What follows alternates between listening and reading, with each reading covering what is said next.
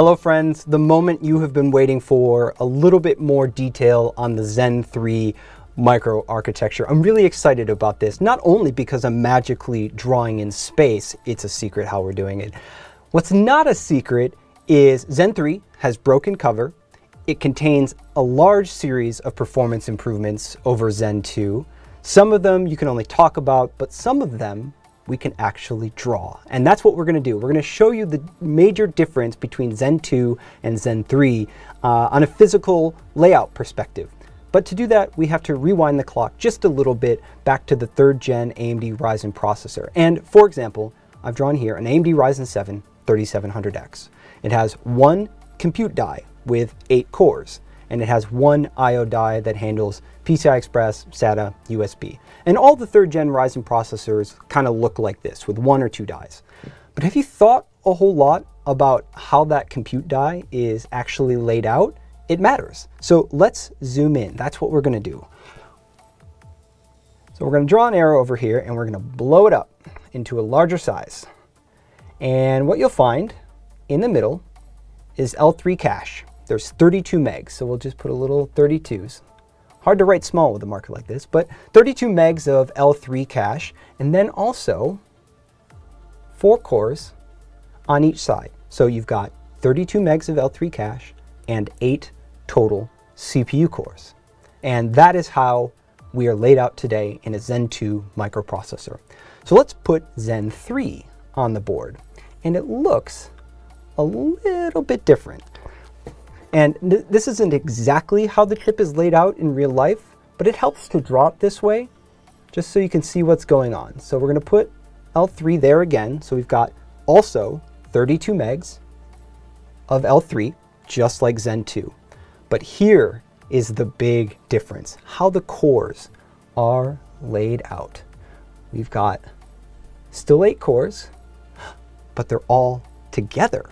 All 8 cores are in one single large block. And here's a major difference.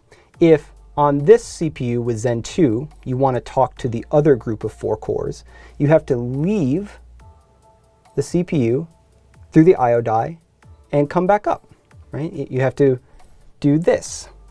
You have to go back and forth between the 4 cores. And the same is true with cache. In fact, we can show you the division just by drawing it. The chip is kind of cut in half. That CCD is somewhat cut in half. You've got 16 megs with 4 cores on one side and 16 megs with 4 cores on the other side. And this is really great for scalability because it allows AMD to bolt groups of 4 together to make much larger blocks. So that's how we got to 16 cores in Socket AM4, or heck, 64 cores with Threadripper. The design is awesome for scalability.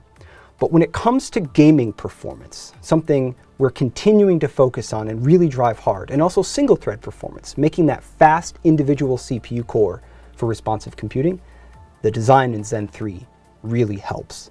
Having all of those cores together eliminates some communication penalties of leaving one group to go to the other.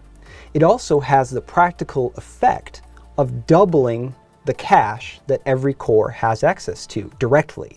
So on Zen 2, each group of 4 has direct access to 16 megs, but on Zen 3, direct access to 32.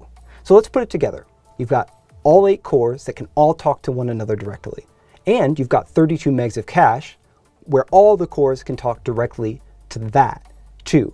So that's a lot more synchronicity in the design, a lot lower latency in the design. And that is a design goal that games really, really love. I think you're going to be really impressed by the gaming performance that the Zen 3 architecture can turn out.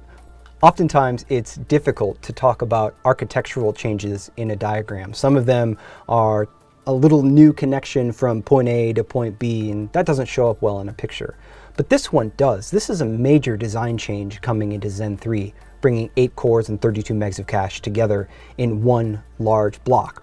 So one more thing, I want to connect it back to the CPU you may eventually buy, the Zen 3 base CPU. So what if we put this die in this design? Well, it would actually look exactly the same.